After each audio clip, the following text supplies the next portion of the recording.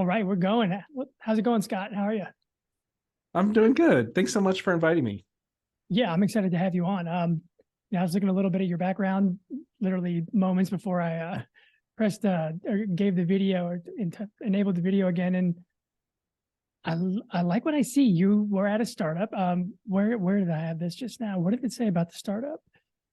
$2 billion companies, the co-founder and CMO of a venture-backed startup. So you have I hope you don't mind us maybe going off the trail a bit here, but Yeah, if absolutely. if I can find some more actionable stuff for the audience, I'm definitely going to try to pull it out of you as we move down that sort of curated questionnaire that I got out of your media kit. Absolutely. Yeah. Anything you want to talk about is fine. Cool. Let's see. I mean, outside of the suggested questions that you guys provided for the discussion, is there anything new or relevant that you wanted to maybe add in there? No, I'd say, whatever you think would be of most interest to your audience. I'm game. Just you shoot and I'll come up with something. Okay, cool. Yeah, I'm gonna get some of your initial like how did the blog help idea grow? Idea for the second blog, stuff that kind of gets people's gets their gears going. Some thought provoking stuff, because we could always just cover the book, but what are they going to be left to read with? Right. Exactly. Yeah. Okay, perfect. If you're ready, I'm ready. I can get the ball rolling. Yeah, let's do it. All right. Welcome back to the How to Entrepreneur, everyone. The number one do not want to be a entrepreneur podcast. Today, I've got another great guest. I know I say this every episode, but I really do mean it. We're joined by the founder and CEO of Idea Grove. They're a Dallas-based agency that helps B2B and technology companies grow with trust. They turn skeptics into believers and reduce friction in the buying process. The founder and CEO, is also the author of Trust Signals. This is the framework that represents a whole new way to identify PR marketing strategies, prioritize them based on expected return, and craft a unified plan to build trust among your buyers and other audiences. Scott Baradell. Scott, welcome. Thanks so much for having me. Awesome. So, Scott, now's your chance. Who is Scott the blogger, the entrepreneur, the author? Let people know why they should care. Well, that's kind of what Trust Signals is all about. The first thing you have to do when you write a book is you have to figure out how to let people know why they should care.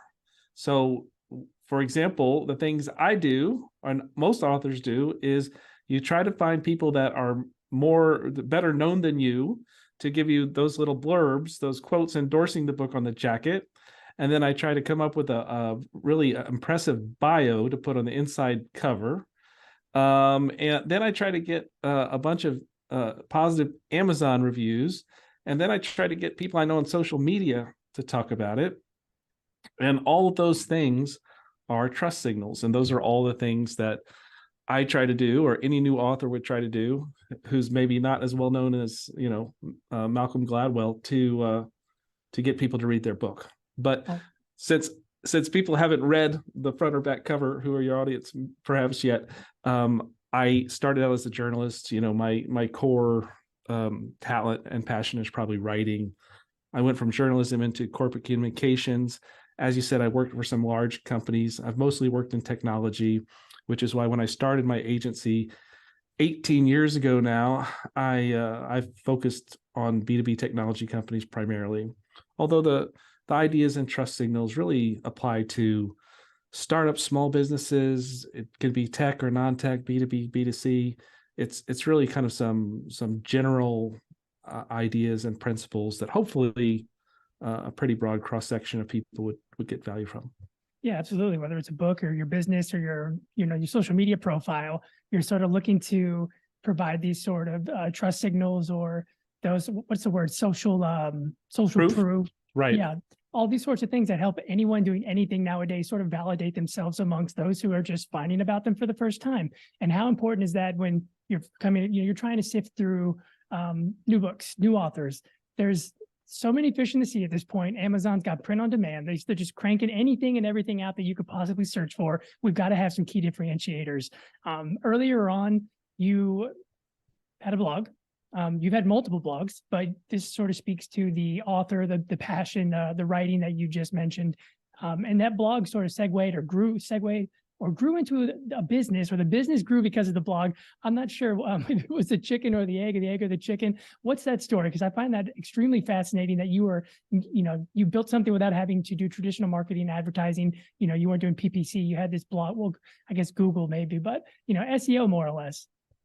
Yeah, it's kind of interesting how it all came together. I had decided after my last corporate job to go out on my own. And after I had left the company and had no income, as I'm trying to just start with, I need to create a website. I need to figure out how to get customers. What year was this? This was 2005. Oh my gosh. So that's when I started. Completely different internet then. Very different internet, but it was the beginning of the early days of blogging. It was when Facebook was still behind on college campuses, Ivy League and not even indexed by Google, things like that. So yeah, I happened to pick just the wrong time to start a business, because right as that happened, my mom got really sick, and so I had to go cross country, spend time with her for about a month, and then she passed away, and I had to just kind of deal with her affairs and all of that. A few months later, my brother had a severe stroke at a young age, and I was taking care of him. He, for a long time, couldn't walk, couldn't eat on his own, lots of things. My wife also had a serious illness. I thought I was cursed for a while. All these things happen in a short period of time as I'm trying to start a business. So I was basically paralyzed. I did not have the motivation or the wherewithal to try to go out and pound the pavement and reach out to all my contacts. I kind of wanted to just stay in the house. There's just too, I thought, I was under a black cloud, but one thing I could do therapeutically more than anything else was write.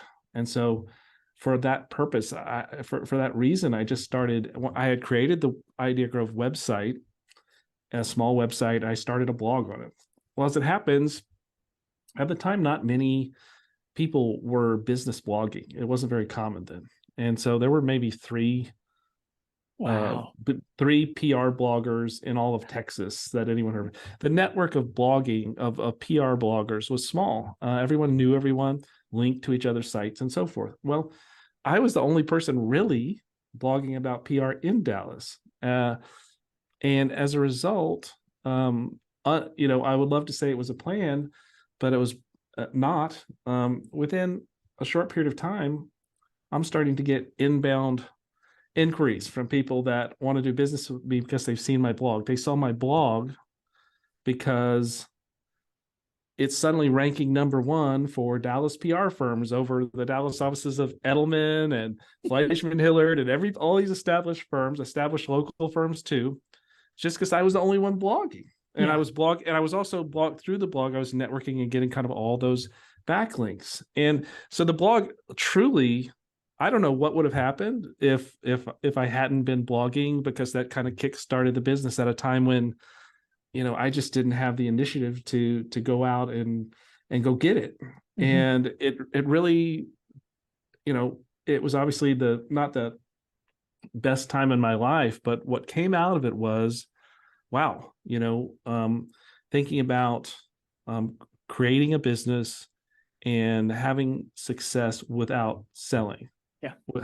Having success by what I would call, kind of building rapport, building relationships. But what I think of it now as within this prism that I look at business relationships now is trust building. I built trust through the blog, trust, including the trust of Google. So Google said, this is the best content on PR in Dallas. All right. And irrespective of who's the biggest PR firm. And so all of that is what grew the business. And in various, obviously things have changed tremendously since then. And as you said, I started a new blog, a second blog in 2020. And I was nervous about it because my first blog a long time ago, 10 years ago, I just turned it into an agency blog where everyone contributes to it, right? And it's a good, solid PR agency blog, but it's a PR agency blog. It's not a personal blog. Well, with Trust Signals, I decided when I had the concept for the book, I decided to start a blog about it. But I was nervous about it because I thought, gosh, there's like a million times more blogs now than there was. And there's so much more competition. How am I I'm going to write all this content that I pour my soul. Changed. I pour my soul into this content and no one's ever going to see it. Right. Right. Yeah. So I had to think much more consciously about SEO and those things. But as a result, the Trust Signals website and blog is getting twice as much traffic as the Idea Grove website and blog. So you can still do it. So yes, I had a first mover advantage way back when, but I proved a couple years ago that you can still do it today. And that's true not just of individuals, it's true of businesses too, and also small businesses. Small businesses still can rank at the top of results over big businesses if you're producing content that Google thinks is more valuable. You know what it is? They have your IP address. They know it's coming from Scott. That's why they're ranking it so high. Oh, that would be nice. Yeah. So we've got the early days. We've got opportunity. We've got preparation. We've got a little bit of luck sprinkled on top of that. You're sort of almost fresh out of the .com bubble. Google put their logo on your jersey, and you're in the game. So right. It's really no wonder that you were able to do that back then. And even though you had some doubts, this was something born out of passion. I'm sure once it picked up, that natural and organic growth that you were experiencing, you had the Scott wildfire behind it too, because I'm sure that you were in love with it at that point.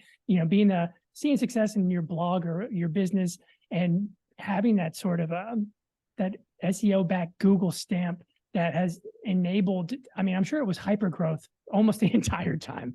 As soon as you started taking off and you were able to take advantage of the networking possibilities or capabilities that came from it, you're able to meet people in your area. I don't know exactly, how in depth that network of yours became. If you were talking to people bi-coastally, if you were, you're in Texas, but you're doing work everywhere. I'm sure you might have even received some international inbound mail. So it really does. Absolutely. It speaks to just sort of getting the ball started or getting the ball rolling. And people, there are these passion-induced businesses or passion-provoked businesses out there that you can succeed with. You quit your job, Scott, at a very, it almost like this black cloud weather that you were in. And I don't want to, deduce it down to karma, but it seems like your ability to find sort of that outlet and that venting that you also needed as not only in your personal life, but in your business. You don't hear too many stories like this, where it actually comes to fruition like yours did. Yeah, it's kind of like though. It's someone had mentioned all these stories you might see on LinkedIn and stuff where someone says, "Oh, I gave it all up. I didn't. I was able to fail. I failed 50 times before I succeeded." Mm-hmm. And someone who kind of had a reality check on the post says, "Well, good thing. It's nice that you had the funding to be able to fail 50 times. Yeah, I barely am able to scrape together the funding to have one shot, so I have to get it right."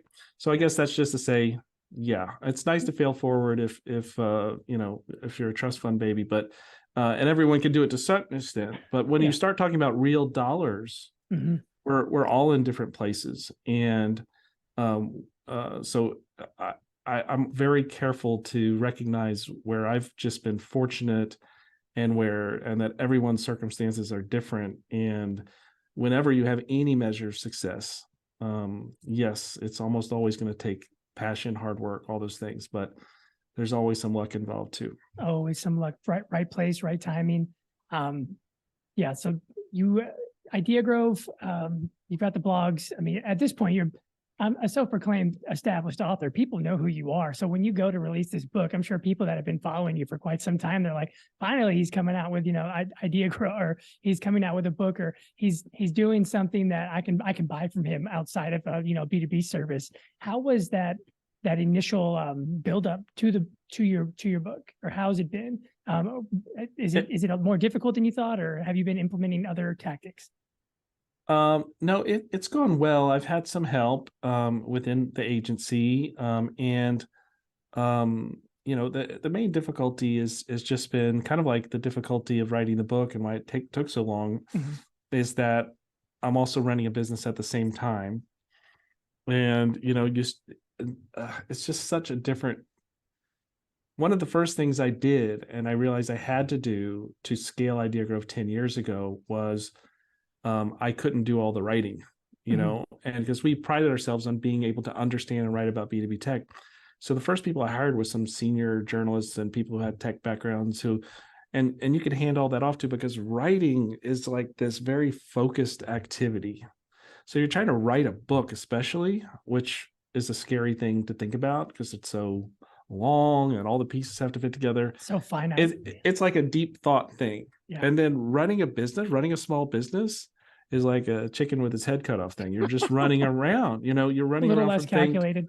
meeting to meeting, thing to thing, making decisions and shifting from one mode to the other. I read, and I believe it's true, that when you get pulled out of like a deep thought mode to the flow state. When you get pulled out of that to have to be in a meeting or talk to somebody, and then you try to go back, maybe the interruption took 10 minutes, but will take you an hour to be able to get back to where you were mentally before. Yeah. So that is to say that running a business while trying to promote a book, it's hard to make that super efficient just because of the different skill sets you need, I think. But the process has been great. It's so great to just talk to people who've read the book. And, I've been able to talk to some communications classes and things. I'm going to be speaking at this Institute for Public Relations conference, which is mostly academics in this field in Washington, D.C. This month. And my dream is, can I get the ideas in this book taught in some classrooms? I'd love for it to help my business, but man, if I could help, the goal of the book is to modernize the practice of public relations, and if it could have an impact on young minds that way, it'd be so worth it. Yeah, and I think one thing that's kind of changed on its own since the 2005 days of the blog is back then there were probably no need for trust badges on the website or for any peer reviews, with a headshot and a quote beneath it. How has trust changed over the years? Is it increased, decreased? What type of quality of trust maybe? Well, yeah, it's changed a lot. Now, actually, interestingly, the term trust signals was a term of art in the early e-commerce space. So like first internet boom bust. And the reason was people were scared to death to put their credit card information on a website. And so the first trust signals online were that Better Business Bureau seal, or that Trustee seal, or that Norton Security seal. Wow, I totally forgot about those. Or putting that Visa logo. Well, they're still on sites today, and they still increase conversion rates to this day. But at the time, it was a huge thing, and this term trust signals emerged around that. And I thought, and if you, at least as of a couple of years ago when I started the blog, when you Googled the term trust signals, that's mainly what you still saw, things that had to do with e-commerce and these badges and things. I said, you know what? That's a good way to think about everything. A trust signal doesn't need to be a Norton security seal. A trust signal can be, to your point, it can be a customer review.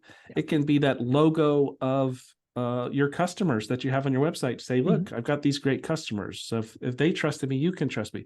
It can be testimonials. It can be logos of partners. I have all kinds of MSPs, kind of IT consulting company stuff, putting that Microsoft partner logo, Cisco partner, that's trust. That's a trust signal.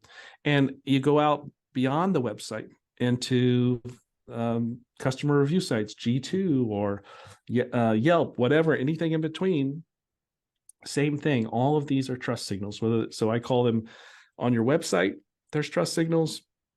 Out in the wild of the internet, the reviews, the media coverage of your company, all those things, those are trust signals that are inbound that bring you to a website. And then there's those SEO trust signals that obviously Google looks at all these things, but they have these kind of hidden trust signals that they look at that you and I can't see, like the number of backlinks to a site and things like that. Yes. So I was going to say, there's a couple of things that kind of you provoked thought-wise in me, is that now I read something like a couple of days ago, and this isn't super specific to your book, but it to what you were saying, to your point, is for the last couple of years, I think some of the most trustworthy things have been like an influencer's ability to get someone to purchase something, an unboxing, or, I've used this for the last 30 days sort of review. And we all know that, some of this user generated content isn't always 110% as, there,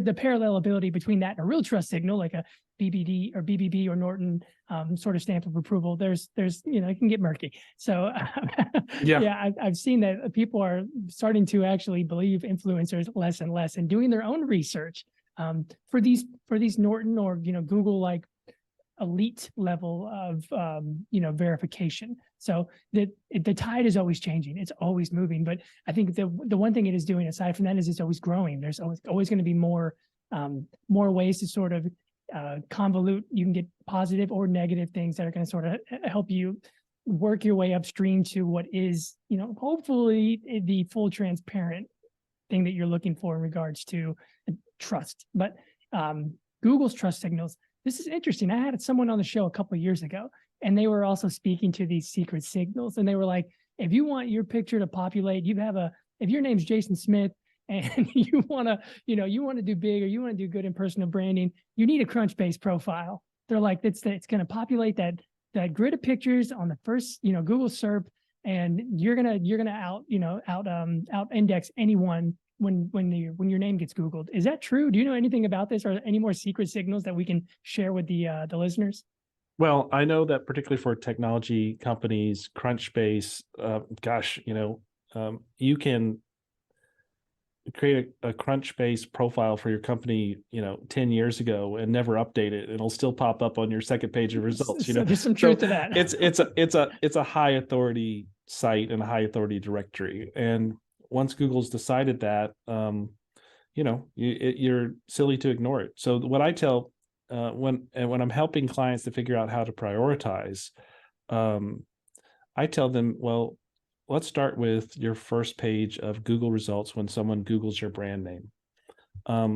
Think of that as your second homepage, because the truth is, about 70% of the people who Google your brand name actually won't then click through to your website.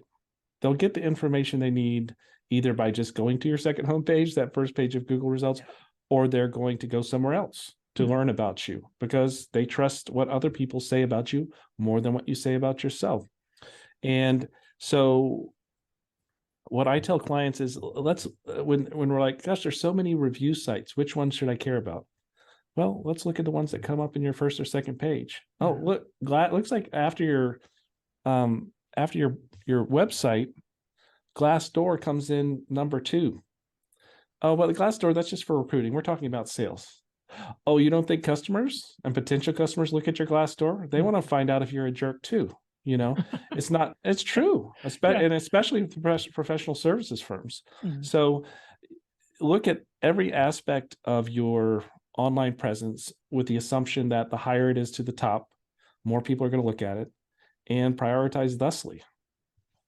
So I think one thing that sort of really speaks to where this conversation is heading, we've got these second sources, or these outside sources that somewhat represent us better than our own website or our own copy does, that we develop in-house, is the Grow with Trust system that you developed.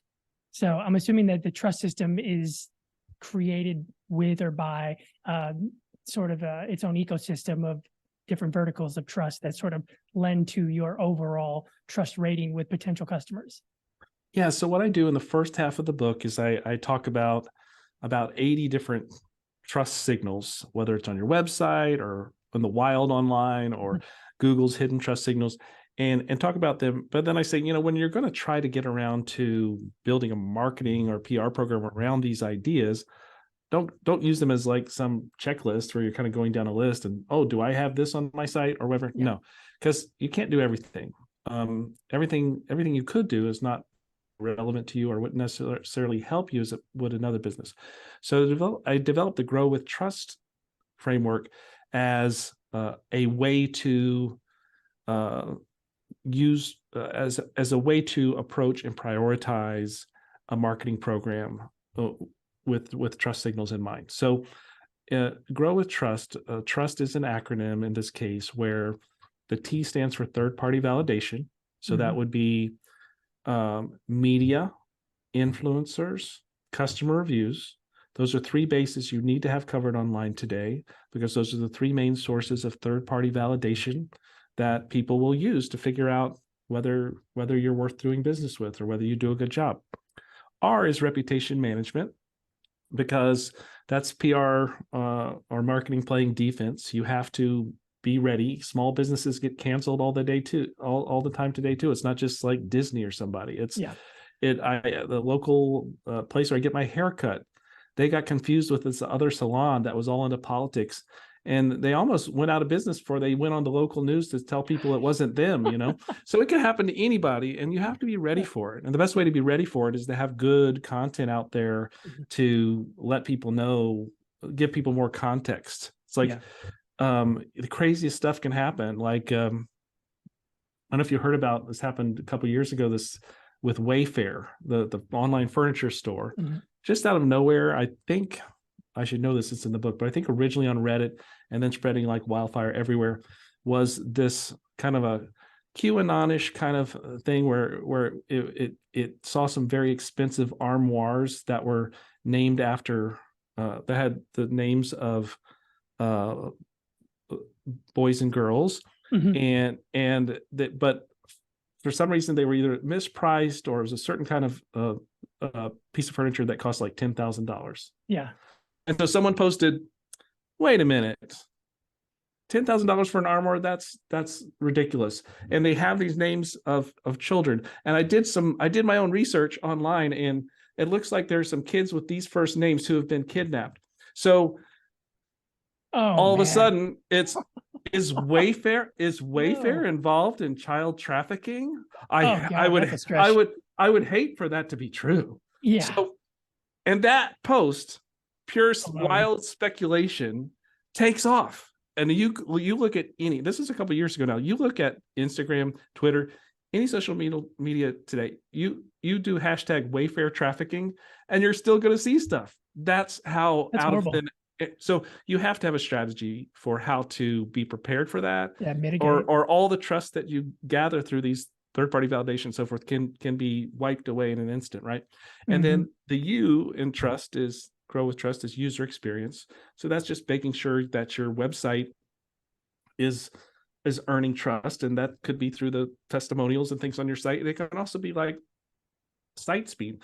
If your site's slow to load, subconsciously I'm thinking, gosh, maybe your customer service is slow. If your navigation is confusing and I can't find what I'm trying to find, I probably think that your instruction manual for your product is I won't be able to make heads or tails of, or maybe if I get on the line with customer service, I'm going to be just as confused by them because you clearly don't understand what I want.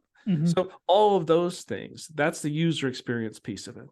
And then the S in Grow with Trust is search presence, which we've talked about. What I tell our clients is, yes, everyone talks about, and a lot of SEOs come to it from this very technical standpoint and this very this kind of black and white. This is all about getting traffic to your website, and that's going to give you more sales. Well, no, yes, and that's important. But I would argue that even more important than that is the endorsement from Google that it's given you. So I can't tell you how many clients have come to us, prospects have come to us, and they said, you kept turning up at the top whenever we did a search, tech PR firms, Dallas PR firms. When we looked when we Googled keywords and review sites came up, you just kept showing up. And so we decided to contact you. We figured if you could make yourself visible in that way, you could do that for us. Now, that's not about, because clicking on any of those links they found could have brought us the traffic. Yeah. It was the collective endorsement of Google that reflected on the brand that earned the trust. And then finally, T is thought leadership. The last T in trust is thought leadership. And that's so important. A lot of companies, especially smaller companies, think, oh, that I don't have time for that. That's an afterthought. Well, okay. But did you realize that of the people in your addressable market, the people you're trying to reach, 95% of them aren't buying right now? Yeah. So you're just going to ignore them and just constantly go after that 5% who haven't heard of you by that point, just to try get in front of them with a PPC ad or something? Well, you could do that. It's going to cost you a lot more. Your leads are going to be lower quality because they're not going to know who the heck you are when they talk to you. Or you can invest in content that 95% that aren't interested in buying from you or anyone else at this moment would be interested in, so you can build up rapport and build up name recognition and build up trust with them. So I recommend, and thought leadership doesn't have to be some highfalutin, here is the future of my industry. That's great. If you have perspective on that, that's great. But it can also be just helping. Yeah. Think about how you can help. And if you're doing that, you're going to serve that much larger group of people that I would call your future buyers. All right. Mm-hmm. The 5% is your now buyers. The 95% is your future buyers. So thought leadership is a way to make sure that you're reaching those future buyers with a non-sales message, because the sales message would only turn those people off. I agree. So we've got the trust system, the grow with trust system. This sounds like something you could implement, during the launch of a business. It's never too late to do it in the middle of business, or maybe even if you're trying to get your business ready for sale. Like, go ahead and, from the outside, look it in. Let's get this thing squeaky clean and sparkling shined. But how long does it take? Yeah, how long does it take to sort of, let's say from front to end? And it's kind of an ongoing thing. It never really ends. But if we wanted to do it maybe like before the launch of a business, how much time should we give ourselves? Because we know ranking on Google and sort of developing all these relationships and even finding the voice to sort of convey this trust on the website, it can be pretty difficult and time consuming to get a good grasp on. Yeah, I'd say that. Sorry, I have to cough here. Apologize, I've been getting over a cold. No worries.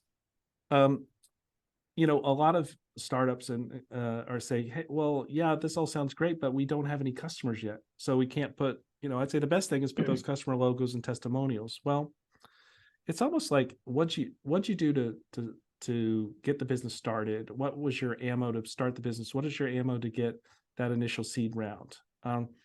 Share that ammo with others. That can be, hey, we got an endorsement from this big company who says this is great technology, or I'm a member of this organization, or I have this degree, or I've secured this patent. It can be all these things. Use what you've got. Once you've realized what a trust signal is and why they're so important, you can start looking at it from the people you're trying to reach, from their perspective, and kind of use go with what's going to give you the biggest bang for the buck in terms of that, and go down, and then work really hard, like startups do anyway, to get that first customer. We had one of my early clients. I was a client for 8 years, and they went from 2 guys I started working with to $100 million exit.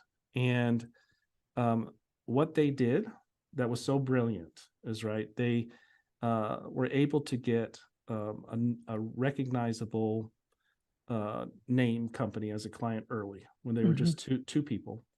And they worked that, they milked that, we milked that for all it was all worth. 8 years.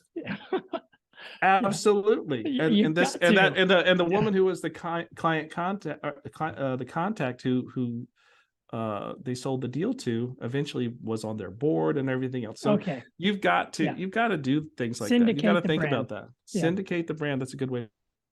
Yeah, absolutely. And that goes for anyone. If you have a product-based business and you can get in touch with the right retailers before you go to market, maybe you sign an exclusivity deal. Maybe it's not the duration of your entire business, but maybe for 6 months, you let them go to market first. Then you can slap that logo on there for the remainder of your business's life cycle. And it will do wonders. It will. I think these big names in whatever vertical it is you're working within, whether it's, Google, or let's say you're trying to get something in an all natural grocers like Whole Foods. If that's your first place of business, I'd say you're off to a good start. You don't have to go on Shark Tank to make these things happen either. You can probably just go through our episodes. I might throw it in the show notes, guys, because this is definitely going to help develop the trust system. There was something else I wanted to mention. You were working with these two guys, 8 years. Let's see. Oh, I had something that was off the beaten path, and I think I lost it. Well, I do that all the time. Yeah, no. Good thing is that we've got the trust system down, and we know that it's never too late a time to start it. And this can, I'm sure that once you do get it started, it'll just become a fundamental part of the foundation that is your business. It's a daily operations thing, so to speak, because everything's always changing. The way that people perceive trust. I mean, I know I've threw a little dirt on influencers during the podcast, and Scott still mentioned, he's like, hey, you still need influencers. So, just pick the right ones. Yeah, pick the right ones. Opinions vary. Things are always going to be changing. And I've even seen some new tech recently that's kind of surprised me, that you can shop within these influencers' TikTok videos now on homepages of websites. Like, it's getting pretty advanced, guys. So if you haven't thought about it, I'd say it's time to at least start scheduling some calls with some companies that sort of provide these services, so you can at least stay up to date on the SaaS side of education. Let's see. So, Scott, when you're trying to work with a new company for the first time, whether they're a startup or they're a more experienced company, that's maybe they're just trying to build awareness, what's a good way for them to be prepped and ready for someone like you? Should they have already started? Should they try to read the book, or should they just go straight to the professional and let them assess before they just decide to destroy and rebuild? Well, honestly, I think the more homework you do ahead of time is always time well spent, because so many agency relationships, and I'll say this has happened more times than I'd like, is someone comes in and they don't really know how to articulate what they want, what they're trying to achieve. Maybe at a high level, we want more customers. And you can begin an engagement that, despite everyone's best efforts, is not particularly efficient. And you just might finally land at what you're really trying to do after a period of months, when it could have started on day one. So I think if you do enough of your own homework to really think about what, beyond I want to be bigger and make a lot of money, what you want from a marketing firm or a PR firm, what and why. In terms of PR, I'll tell you a couple things that happens a lot.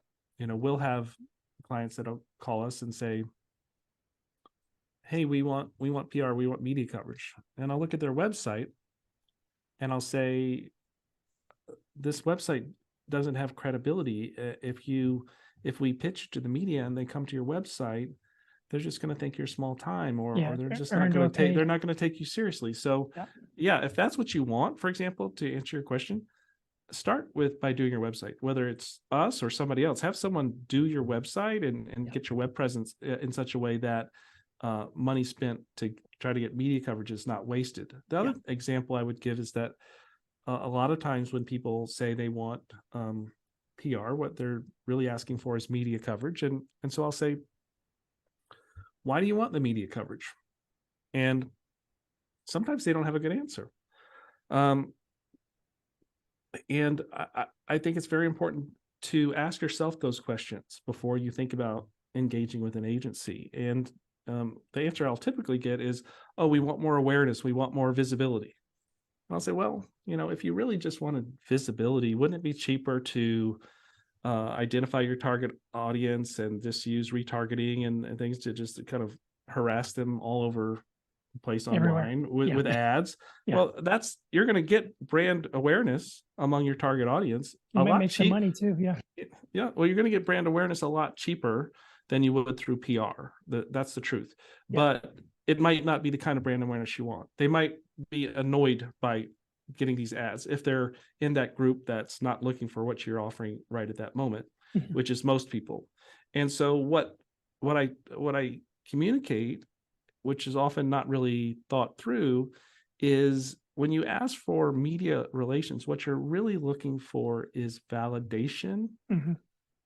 You're looking for to establish not brand awareness, but brand trust. Because these days, it's not like in the old days where you're in the local newspaper and everybody in town sees it. No, Yeah. who does that anymore, right? We're all spread out. The most trusted source of news, according to a 30,000 person survey by Edelman, is Google News. Google News doesn't have a staff. They don't produce news. They just curate news from a million different sources, and that's where people go to get their information today. Yeah. So when I say what you're really trying to get through PR is not brand awareness, it's brand trust. It's because you take that media coverage you got in the New York Times or the local newspaper or wherever, and you put it in your sales materials. You put it in your sales emails, and you put that logo of the media company on your website. These are the things that you're doing to try to show that you can be trusted with somebody's money for them to do business with you. Absolutely. And you actually reminded me of what I forgot to ask. It was along the lines of earned and paid media.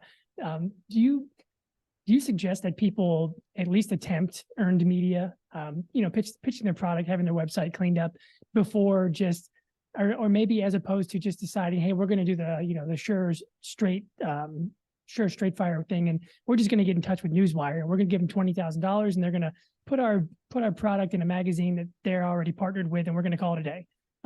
For some companies, that earned media is just not going to happen, and if maybe they will save themselves some time, definitely not some money, but reaching out to someone like Newswire and just sort of putting their money up front.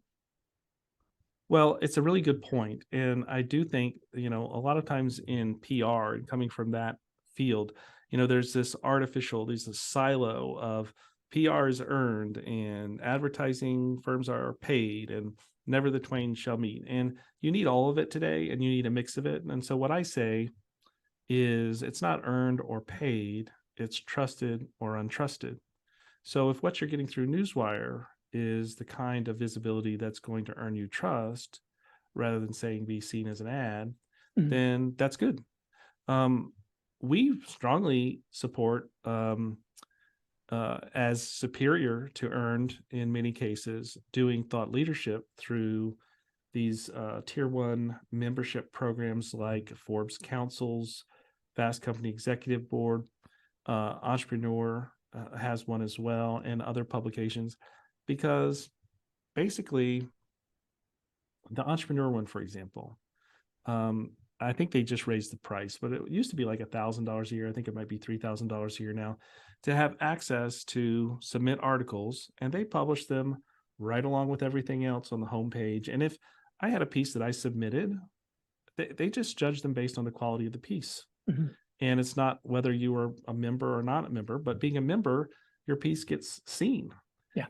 You're not having to bang your head against the wall, pitching a byline to be published somewhere, organically. You've paid for the access, but then the quality of what you submit has to take it the rest of the way. So there are things that can get submitted that immediately go into the bowels of the internet, even if they're published. But like this Entrepreneur piece, it stayed on their homepage for 6 weeks because it was tied to something that was a kind of an initiative they were doing about sales pitches, and they had this collection of articles there, and my piece was like that anchor piece for literally 6 weeks, and that's a pretty good deal, right? So yeah. I just think I think that if you're trying to assess all your options, use what I call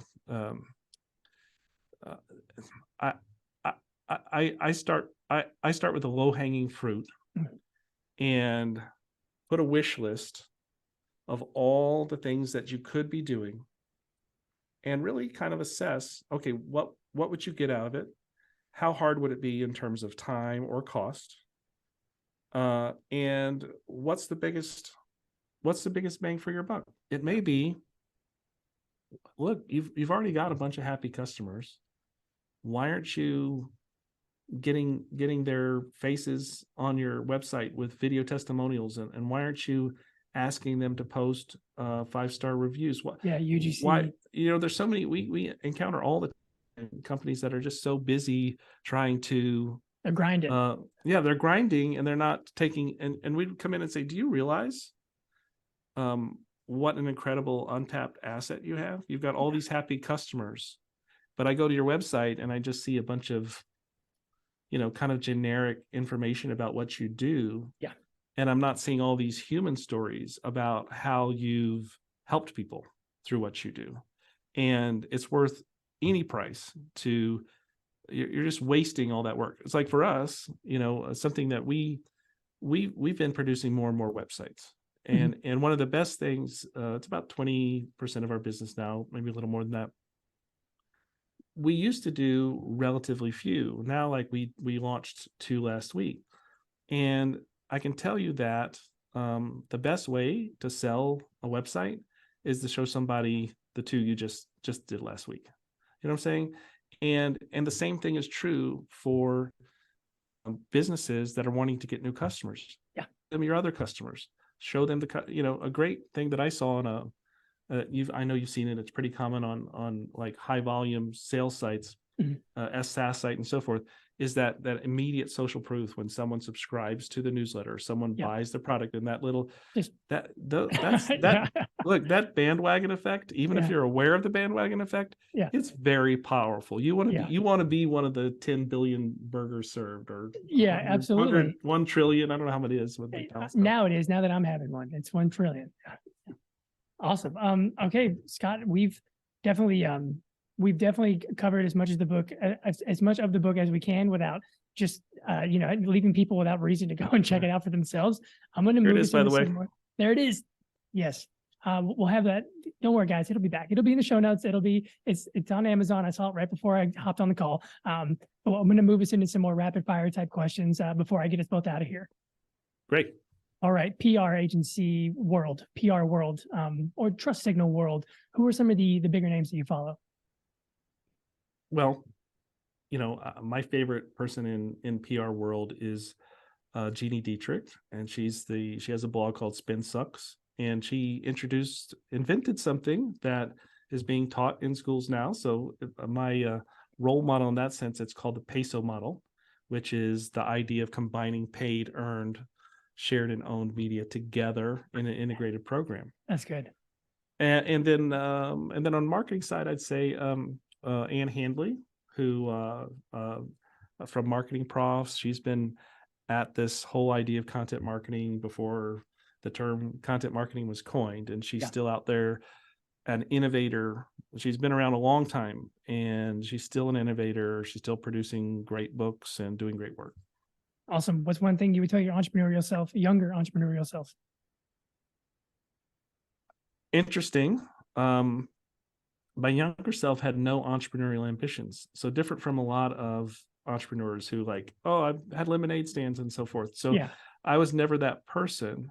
I think I would have told myself, you can be an entrepreneur too, because I never thought of myself that way. I never thought of what my passions or the things I enjoyed in terms of like a business. I always thought in business and, that's about someone who wants to go make money, and we all want to make money. But I mean, I felt like I was more interested in the work that I did. And so just one thing led to another. And I'm so glad I did start my own business, but I just never thought of myself as an entrepreneur. So I think I would go back. I certainly would have started a business sooner. Yeah. If that's what I would tell my younger self is, why are you in a mindset where you don't think of yourself as the kind of person who would start a business? Yeah. You could do one too. Awesome. And where can people go to find out more about not only Scott, but Idea Grove and Trust Signals? Well, our agency, Idea Grove, that's Idea Grove like an orange grove. The website is ideagrove.com. And you can find out about the agency there. And there's an agency blog with a lot of good PR and marketing content there. And then Trust Signals, you can find currently we're excerpting all the chapters of the book. We'll be posting segments of the audiobook after that. That's trustsignals.com. Perfect. We will have all of that in the show notes. Scott, is it Scott Baradell or Scott Baradell? It's Baradell. Scott Baradell, Idea Growth founder and CEO and author of Trust Signals. It's been great having you on the show. I'm glad we were kind of able to go the distance and some, so we could actually get some actionable stuff to the listeners, you guys. Everyone, if you've got anything you want to reach out to Scott about, you know how to get a hold of him. Scott, it's been a pleasure. Thank you so much. And we're good. Thanks, Dylan. That was awesome. I appreciate you do a great job with the interview. I loved your enthusiasm level, and I thought you mixed up the questions in an interesting way. So I appreciate it. Yeah, I think some people are going to hear me say Newswire charges $20,000, and they're going to say, did he just say $20,000? Because that's what they told us when we reached out. So I thought, is that right? Yeah, I was like, maybe not right now. I've got your email though. I'll give you a call, Nick. Or yeah. No, it's actually great having you on. I think I'm going to give you a follow. Where are you active online? Twitter, LinkedIn? Twitter is Dallas Inbound. Mm-hmm. That's my handle. And LinkedIn, it's just my name, Scott Baradell. I think the URL is just Baradell. Cool. Dallas Inbound? Yeah. Mm-hmm. Okay. And I'll follow you back, of course. Cool. Yeah. Awesome. Well, give me about 10 days. We should have this thing up. I'll reach out to you before we publish it just so we can get the sign off. That's great. Well, thanks Awesome. again. Great to meet you. And hopefully we'll stay in touch. Yeah. Talk to you soon, Scott. All right. Bye.